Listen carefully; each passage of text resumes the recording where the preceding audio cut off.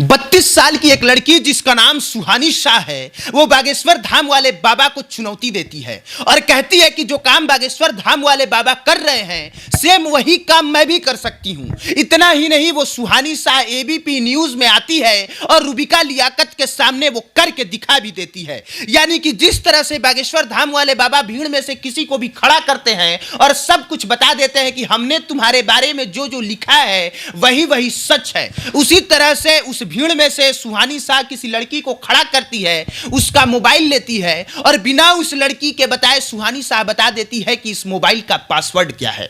और जैसे ही सुहानी शाह ये बताती है, पूरा हॉल तालियों से गूंज जाता है। रूबिका लियाकत पूछती है, सुहानी शाह ये आपने कैसे किया? जवाब में सुहानी शाह कहती है कि जो काम बागेश्वर धाम वाले बाबा कर सकते हैं, वो काम मैं भी कर सकती हूं। ये एक माइंड रीड करने का तरीका है, एक मैजिक है और ये एक तरह का टैलेंट है जो हर किसी में नहीं होता, पर इसको किया जा सकता है। ये कोई भगवान की कृपा दृष्टि नहीं है। और सच अगर कहा जाए तो जो काम बागेश्वर धाम वाले बाबा कर रहे हैं, ये इस देश में करने वाले कोई पहले इंसान नहीं है, बल्कि एक है पंडोखर सरकार। संस्कार टीवी पे उनका प्रोग्राम भी आता है और साइड में मैंने उनकी फुटेज लगाई है। ये पंडोखर सरकार भी बागेश्वर सरकार की तरह किस भीड़ में से किसी को भी खड़ा करते हैं और बता देते हैं कि तुम्हारी समस्या क्या है, तुम अगर लड़की हो तो तुम्हारा चक्कर कितने लोगों के साथ चल रहा है, तुम किसके साथ इलू इलू करती हो, सब कुछ पंडोखर सरकार बता देते हैं। ये वही पंडोखर सरकार है जिन्होंने बागेश्वर धाम वाले बाबा को अपने यहां आने का न्योता भी दिया था। अब सोचने वाली बात यह है कि जो काम सुहानी शाह कर रही है, वही काम पंडोखर सरकार भी कर रहे हैं, वही काम बागेश्वर धाम वाले बाबा भी कर रहे हैं। तो फिर अचानक से बागेश्वर धाम वाले बाबा ही हाईलाइट क्यों हुए और उनका ही विरोध क्यों हुआ, जबकि वो काम सुहानी शाह भी अपने यूट्यूब पर करती है और पंडोखर सरकार भी करते हैं। और इन तीनों के अलावे इस देश के कई कोने में कई ऐसे लोग हैं जो इसी तरह का काम करते हैं, लेकिन वो कभी चर्चा में नहीं आए।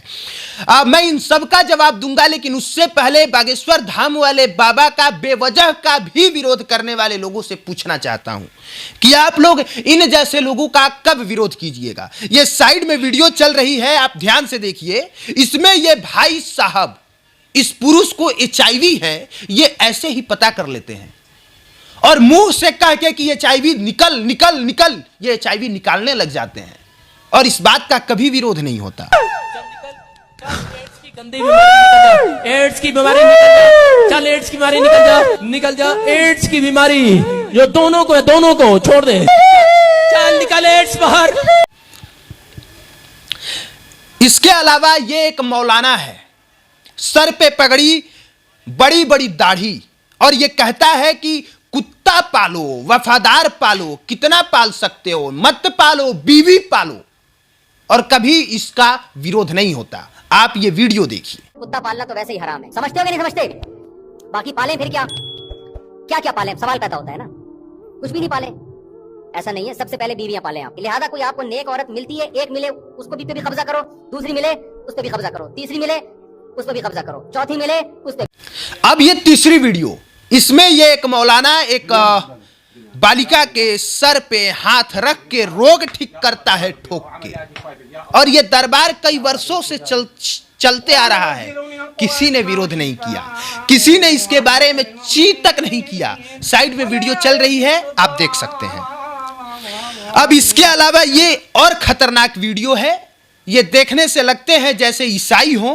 ये महिला को ऐसे चारों तरफ से घुमा के ठीक कर रहे हैं और फिर जब इनका मन नहीं भरा तो उसके कपड़े के अंदर उसके स्तन को छूने का प्रयास करते हैं। ये वीडियो वायरल होती है, लेकिन इस महाशय का कभी विरोध नहीं होता। बागेश्वर धाम वाले बाबा से कीजिए सवाल और पूछिए कि आप कैसे किसी महिला को मंच पे बुला के कह सकते हैं कि तुम्हारा किसके साथ चक्कर चल रहा है, तुम इलू इलू करती हो कि नहीं, कैसे करती हो, मैं सब कुछ बता सकता हूं। आप बागेश्वर धाम वाले बाबा से जायज सवाल कीजिए, लेकिन सवाल देश के उन तमाम लोगों से कीजिए जो पाखंड फैला रहे हैं। और बागेश्वर धाम वाले बाबा से यह सवाल भी होता है। नागपुर के रहने वाले श्याम मानव उनको चुनौती देते हैं कि अगर हिम्मत है तो सामने आइए और साबित कीजिए कि आप जो कर रहे हैं वो अंधविश्वास नहीं है, आप जो कर रहे हैं वो एक वैज्ञानिक तरीका है। और इसके बाद 2 दिन तक कथा नहीं होती तो इस देश में भ्रम फैला दिया जाता है कि श्याम नागपुर के रहने वाले श्याम मानव की चुनौती से बागेश्वर धाम वाले बाबा डर गए और डर करके उन्होंने कथा कहनी छोड़ दी। इसके बाद बागेश्वर धाम वाले बाबा फुल फॉर्म में आते हैं। वो पूरे पत्रकारों को इनवाइट करते हैं और इनवाइट करके कहते हैं कि जिसको जो आना हो और इस भीड़ में से जिसको जो खड़ा करना हो वो खड़ा कर दे, मैं बता दूंगा कि उसके खानदान का नाम क्या है, उसकी समस्या क्या है। और सच में बागेश्वर धाम वाले बाबा बता भी देते हैं।